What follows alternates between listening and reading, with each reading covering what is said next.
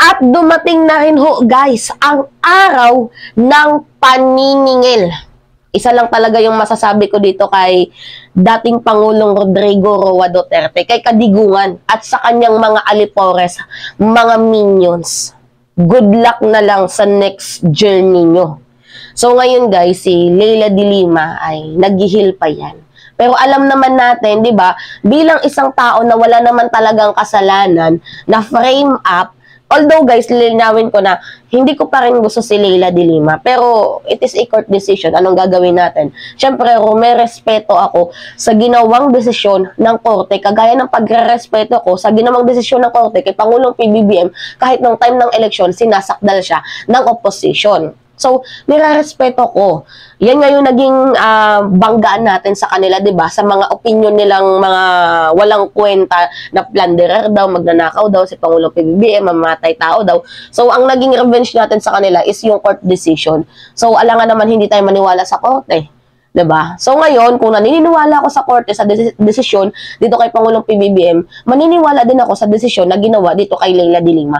Ayokong maging double standard. So anyway, ito na nga, syempre guys, mananagot talaga itong si former President Rodrigo Roa Duterte, si Bato de la Rosa, si Bongo, at si Aguirre. So ngayon, si Leila de Lima ay naghihil pa siya. So aantayin na lang natin ho yung statement, yung gagawin ni Leila de Lima after niyang makapag-take ng break. Diba? Imagine 7 years na kulong ka, na frame up ka sa kasalanang hindi mo naman ginawa. So ano yung mafe-feel mo? After mong makalaya, syempre totoo masaya ka. Pero nandoon pa din yung point ng galit mo kasi 6 na taon yung nasayang sa buhay mo. Na dapat sana sa loob ng 6 na taon na yun, marami kang nagawa. Yan yung pinagkait dito kay Leila de Lima. Nang dahil nga lang sa politically motivated na ginawa ni dating Pangulong Rodrigo Roa Duterte. Kasi guys, kapag may critics, si Pangulong Duterte talagang natitrigger yan at gumagawa yan ng way para isakdal itong critics niya. Kagaya dito kay Trillanes. 'Di ba? Gumawa siya ng kwento. Ano yung sabi niya? Si Trillanes daw ang nagbenta ng Spratly Islands sa West Philippine Sea doon sa China at kinasuhan niya si Trillanes. So, ang ginagawa niya, kinakasuhan niya yung mga kritiko sa kanya. So, hindi niya matanggap na hindi siya perfectong presidente. Hindi niya matanggap na nagkakamali ang bawat isa. So, ang pinaka-point ko lang dito guys is, ito na nga, sinabi ni Leila de Lima na mananagot ang dapat managot.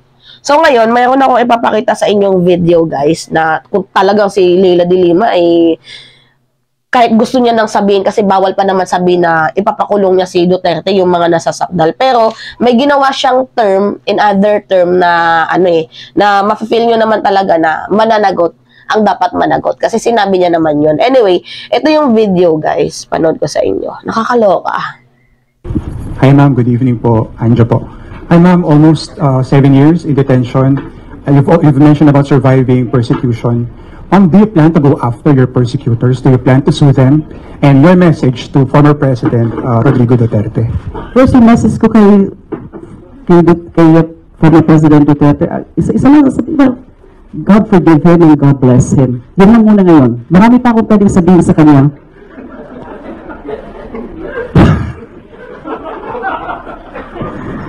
Pero wag muna. I don't want to be so, I don't want to be political sounding tonight, because this is a moment of joy. This is a triumphant moment for me. So I as much as possible, I want to be gracious. And so yun lang muna. God forgive him and God bless him. He knows what he did to me, I suppose. Any plans of countersuing or going after them? Nag-uusapan namin yan ng mga abogado ko. Wala muna kami mga specific na mga pwedeng i-announce about that. There's always that option, but as to definite plans, pinag-uusapan yan. Of course, there will be, I need to do something also. A lot of things to do. Hindi po madali, napakahirap, masakit talaga kung ipakulong ka na wala kang kasalanan. And it's a matter of justice that those that need to be held accountable should be held accountable. Guys, as a matter of justice, tapos sinabi niya, lahat ng mga accountable sa eksena na to ay mananagot. So, hindi niya naman dinirekta na sasabihin niya ipapakulong niya si dating Pangulong Rodrigo Roa Duterte at yung mga alipores ito. Pero, lahat ng may kasalanan should be accountable. Kasi guys, alam nyo, itong si Digong, literal na binaboy niya yung justice system eh. Manipulative. Manipulative. Imagine, lahat ng mga, sa presuhan nga din guys, minanipulan niya na wag magsalita, talagang keep in silence or else meron kayong paglalagyan. Talagang napaka-manipulative ni dating Pangulong Rodrigo Roa Duterte in terms of dito sa justice system. Kung ano yung sinabi niya, yun dapat ang masusunod. Talaga nga naman na, di ba, kay Leila de Lima, masakit sa kanya, sa part niya na yun, na ginanon-ganon lamang siya. So anyway, nagpasalamat din pala siya dito kay Pangulong PBBM sa sa joyfulness sa panibagong buhay na ibinigay sa kanya. Pero guys, malinaw pa din, lilinawin ko malinaw pa din yung stand ni De Lima na opposition pa rin siya. Pero nagpapasalamat siya kay Pangulong PBBM, the entire administration na hindi nila pinasakamay ang batas. Kumbaga, let the court decide. So, hinayaan nila ang justice system, ang Korte Suprema, ang mag-decide sa mga eksenang to. So, hindi sila nakialam kung ano yung naging desisyon ng korte, yun na yun. Kasi kay Pangulong Duterte talagang politically motivated to yung nangyari sa kanya. So, wala talaga siyang kumbaga kalayaan during that time. Pero ngayon na pumasok ang bagong administrasyon, nagkaroon siya ng hope na makakalaya siya. And that's it, nakalaya siya. And then, eto pa, pagpatuloy pa natin guys, yung sabi dito, sabi ni Leila de Lima. Hindi po. Well, it is a vindication of my innocence, and I thank the international community for closely monitoring my case. They've been there, and it helped a lot. It means a lot to me that the international community, almost from day one, has been monitoring the progress of my case, and many of them, many personalities, foreign dignitaries, and also foreign organizations have been releasing statements calling for my release. And this is vindication, and I will further work for complete vindication because hindi pa natapos itong kaso na to. I want people to know the truth of my innocence. I want the people to know how it happened. I want the people to know who are behind it. So in due time, because that's vindication. Kasi maraming napaniwala noon. So this is my opportunity. Because, you know, they destroyed my life. And that's why I'm going to rebuild my life now. They destroyed and ruined my name, my reputation. Now that I'm free, I'm going to work hard to redeem my name. And vindication, complete vindication, is the key. Thank you.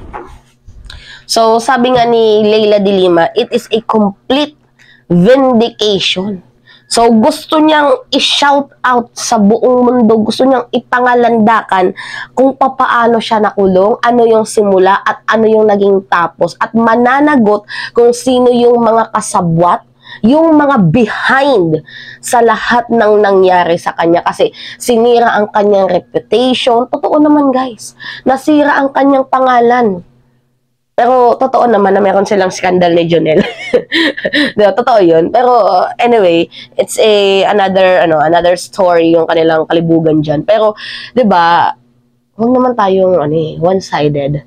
Ang akin lang naman dito guys, even though maka-PBBM ako, 'di ba? Hindi ko wini-wish ang isang tao na mapunta sa ganyang situation. Kasi ako guys, personally, I admitted na talagang naniwala ako before sa nangyari dito kay Leila de Lima. Sabi ko, I deserve ni Leila na na makulong, deserve niya. Sinabi ko yan before. Pero as time goes by guys, alam nyo, napaisip ako na hindi naman yan ma-absuelto si Leila de Lima kung talagang totoong may kasalanan siya. So, napansin ko din sa kinikilos ni natin Pangulo Rodrigo Roa Duterte, kahit na yung mga COA reporters, di ba, tinrethend niya. Si Trilliano is tinrethend niya. Ang dami niyang tinreth ng mga tao. So, naniniwala ako na ang whole entire administration ni Pangulong Rodrigo Roa Duterte, dating Pangulong Rodrigo Roa Duterte, is a frame up. Lahat ng gusto niya dapat nasusunod. So, ngayon, ang akala niya, kaya niyang i-manipula si Pangulong PBBM, pero nagkakamali siya. And good to hear naman sa ating administration na talagang wala silang pinapanigan, walang malakas sa ating administration ngayon. Walang pulahan, walang dilawan, walang blue, green, walang kulay. Kung ano yung sinabi ng Korte Suprema, let the Supreme Court decide. So, hindi sila namimersonal ng galit. Hindi sila namimersonal lahat-lahat. So, 'di ba? Absuelto si De Lima sa first drug case niya, sa second drug case niya, at ngayon pinayagan siya mag-bail, mag-fine kasi nga mahina yung ebidensya laban sa kanya.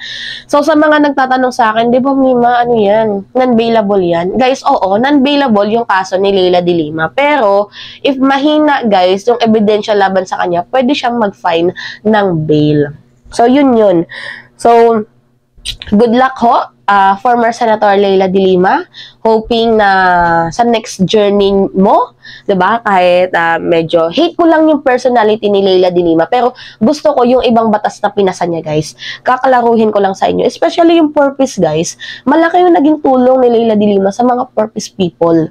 So, maraming salamat sa iyo, Senator Leila De Lima. Although opposition ka, ako din sa paningin niyo opposition din ako kasi hindi din naman ako align sa sa gusto niyo mangyari. Pero isa lang yung masasabi ko na Leila De Lima, good luck sa sa next journey mo. So, hoping sana na magbago ka na. Char. I mean, 'di ba? Pahalagahan mo na yung next journey mo. So, yun lamang ho, guys. It's me again, si Mima Alicia Nyot. Nagbabalik ulit para sa ating panibagong video.